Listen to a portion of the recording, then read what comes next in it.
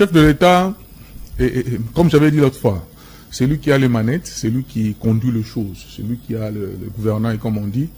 Je crois que c'est un fin politicien, un fin stratège qui connaît bien la moule, qui sait comment est-ce que ça tourne. Je crois que tout ce qu'il accorde lui, il ne l'accorde pas de bon cœur. Ce n'est pas l'Église. Ce qu'il ne donne pas, il ne donne pas aussi parce que il veut faire plaisir ou bien il veut ruiner quelqu'un. Je crois qu'à la fin, c'est à lui de rendre compte parce que il est la seule institution qui est représentée par une seule personne. Donc c'est lui qui rendra compte par rapport à son bilan, par rapport à ces 5 ans. Nous avons ici dit que le dialogue n'est pas inscrit dans notre constitution. Ceux qui se plaignent de ce que du combat constitutionnel doivent aussi toujours se rappeler qu'il n'y a pas un endroit où écrit dialogue dans notre constitution, même si on dit, dans, je crois, l'article 69, qui dit que le chef de l'État est le garant du bon fonctionnement, et dans le bon fonctionnement, on peut sous-attendre que dans la recherche de la paix, de la quiétude dans le pays, il peut rassembler les gens autour d'un dialogue. Mais moi, je crois, ayant tendu la main, comme on l'avait dit ici la fois passée, il a tendu sa main pour le dialogue. Moi, je crois que c'était déjà une grande victoire pour les amis, qu'ils attendent au moment précis, et on saura quand est-ce qu'il va convoquer par une ordonnance pour déclencher cette histoire de dialogue. Mais essayer de lui mettre encore la pression, alors qu'il a déjà tendu sa main, alors qu'il a même appelé le prêtre qui semblait baliser le chemin d'un camp. Pourtant, il les a appelés, avec eux, il a parlé.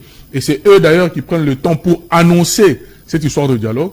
Je ne vois plus quelle serait la raison fondamentale d'une certaine pression sur le chef au moment où celui-ci a déjà tendu sa main.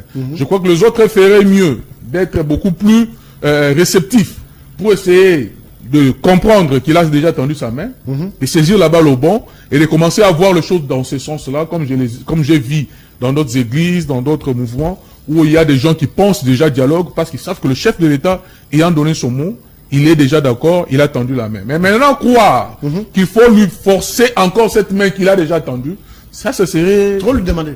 Excessif, exorbitant. Je crois que ça sera trop lui demander. Et le connaissant, je vous l'avais dit la fois passée ici, si l'on essaye de lui forcer la main, ça va nous emmener vers un chemin qui sera autre que celui que tout le monde peut attendre, celui du dialogue. Donc, ça ne sera donc pas une bonne chose pour moi de voir que quelqu'un qui a déjà tendu la main, il faut rester plutôt positif, de croire que c'est là.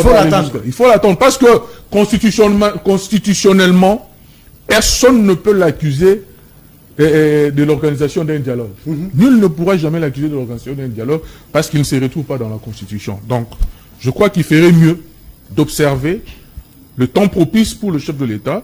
Il va certainement appeler par une ordonnance ce dialogue. Et ceci sera pour le bienfait et le bonheur de tout le monde. Allez, Bédard, vous avez la parole. Les dialogues, il y a, comment on appelle, Sauvant.